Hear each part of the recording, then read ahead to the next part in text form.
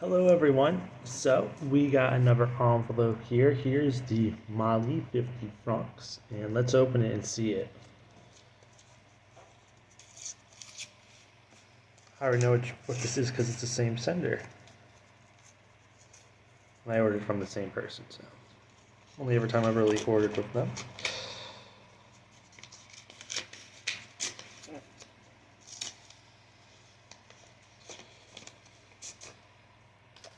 Alright, all wrapped up, nice. And inside is the goods. Oh, nice. Alright. Oh, interesting. Alright, so we got. First, let me show the banknote.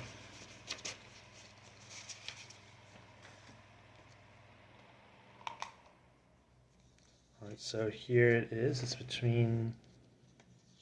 Should be in the sleeve, really. Alright, so you can see 50 francs, Modibo Keita. Pretty similar to the previous one. And also, we get pieces of paper in here with it too. Like this.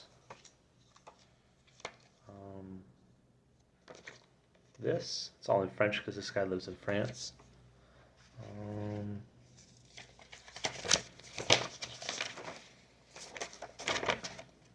Also looks like a bunch of pages from like a auction catalog. Interesting. Let's get in the binder though.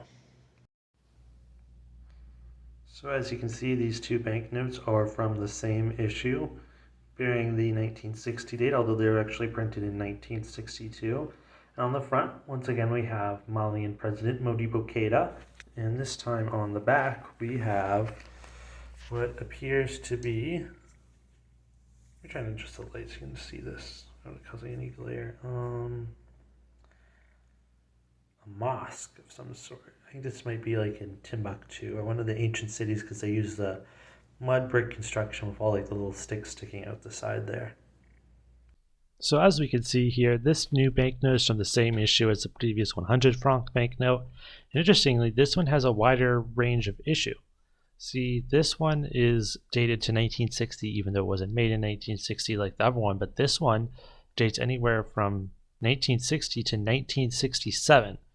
So that's a pretty long period of time, much longer than the other one. We can see here that the abbreviation for the Mali franc was MLF, the franc being used between 1962 and 1984. And interestingly, we can see that once again we have Modibo Keita on the front, and on the back, what I previously believed to be a mosque is actually the tomb of Askia.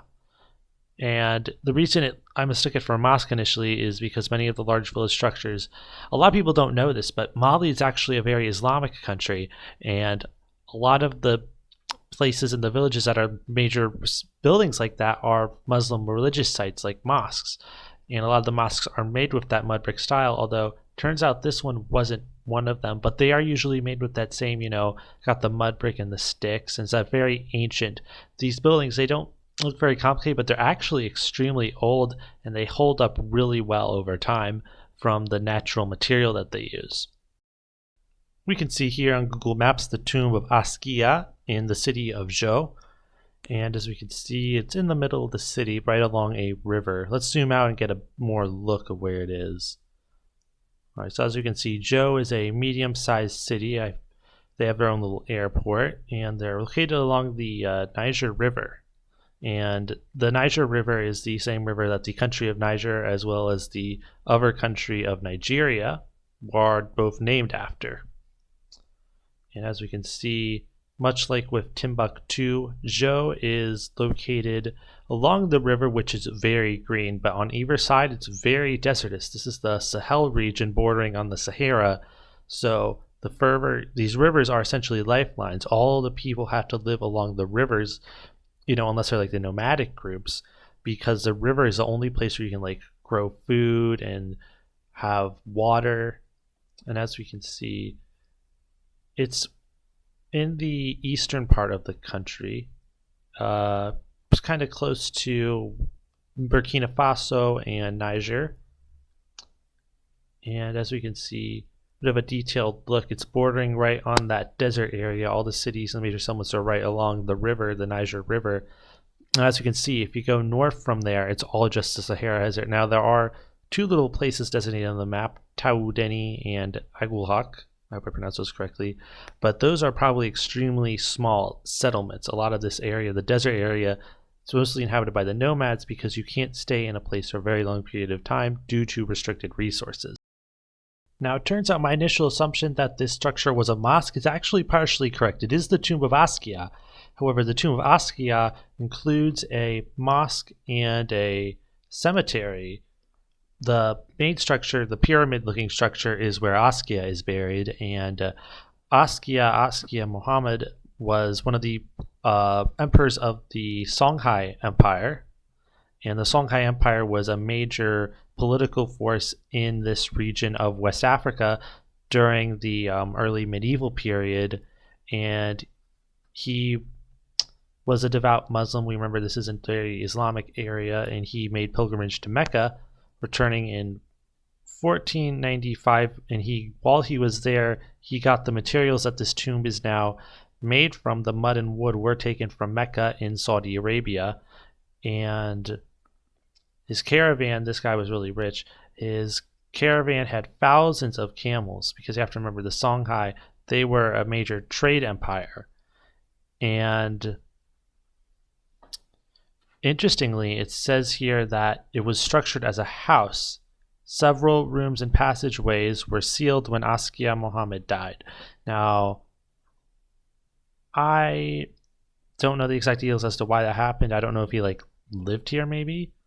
And it says that there are several other Askias buried in the courtyard. As you remember, there is a cemetery connected to this, and like I said earlier, this mud brick type construction, it seems very simple, but it holds up for a very long period of time. This building was built in the early 16th century, and it's still in pristine condition today. Now, interesting, Modibo Keita, the president of Mali depicted on the front of the banknote, also had some royal connections himself. His family, the Keita family, who were from the Bamako Kura neighborhood in Bamako, the capital of Mali, were descendants of the Keita dynasty, or they claim to be descendants of the Keita dynasty, who were the founders of the Mali Empire, who were a relevant empire around the same time as the Songhai Empire, which is pretty interesting considering it's almost as if we have two royal families on one banknote.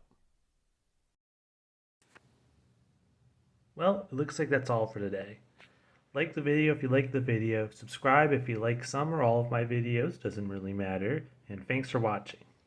Also, don't forget to leave a comment if you have any thoughts about the banknote.